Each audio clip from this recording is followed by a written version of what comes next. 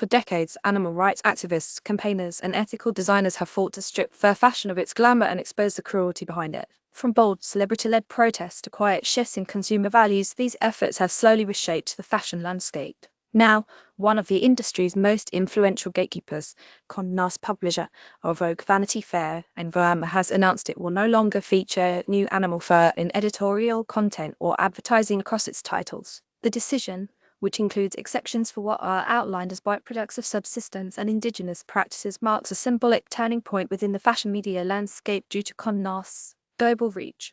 It is especially significant given Vogue's legacy in glamorizing fur and its historically unwavering support under former editor-in-chief Anna Wintour, one of fur's most powerful advocates in fashion media and a long-time target of the anti-fur movements. Wintour remains involved at Condé Nast in the role of chief content officer and as Vogue's global editorial director. Anti-fur campaigns. The announcement by Condé Nast follows a 9-month campaign led by the Coalition to Abolish the Fur Trade. This activist group staged more than 100 protests targeting Condé Nast executives, editors, and affiliated businesses.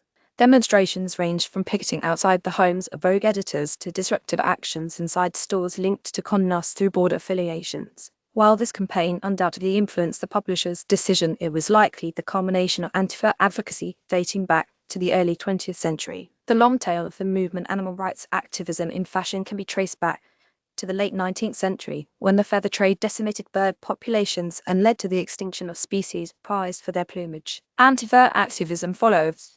It gained momentum in the 19th and with the founding of the People for the Ethical Treatment of Animals, or PETA, in 1982. Through high-profile campaigns exposing the cruelty of fur farms, PETA enlisted celebrities and models to pose nude in its iconic "I'd rather go naked than wear fur" ads. These efforts led to tangible change. Calvin Klein dropped fur in 1974, citing animal advocacy. Since then, fur-free policies have become a relatively easy win for brands navigating the increasingly complex ethics of animal materials. A new standard for luxury fashion, several US states have banned fur sales, and fur farming is now outlawed in countries including the United Kingdom, Netherlands, Austria, Italy, and Norway. Condé Nast's new position places it alongside other media and fashion leaders. Elle magazine went fur-free in 2021. Major luxury brands such as Max Mara, Burberry, Chanel, Prada, Valentino, and Versace have adopted similar policies, as have retailers, including David Jones Australia, Macy's US, Nordstrom US, Saks Fifth Avenue US, and Hudson's Bay Canada. In 2020, French luxury conglomerate Kering also committed to a fur-free policy across its brand portfolios. The largest remaining holdout is LVMH Mott Hennessy Louis Vuitton SE, the parent company of Dior and Fendi, which faces mounting pressure to follow suit. The fur paradox. Despite these shifts, fur remains a fascination within fashion, and periodic revivals are still celebrated in the press. TikTok's 2024 mob-wise aesthetic, featuring oversized fur coats and animal prints, sparked a return of fur on winter runways. Sabrina Carpenter even wore a special edition Louis Vuitton fox fur coat on the day of the Met Gala. This paradox reflects fashion's cyclical and often contradictory nature. Faux fur and faux shilling are increasingly used to replicate the luxury aesthetic without the ethical baggage. Yet debates about the environmental impact of synthetic fur complicate this narrative. What's next? Condé Nast's fur-free stance comes at a time when many fashion brands are rethinking or rolling back their sustainability commitments. Some industry observers worry climate goals are being deprioritized. Ralph Lauren, for instance, has dropped its net zero emissions target.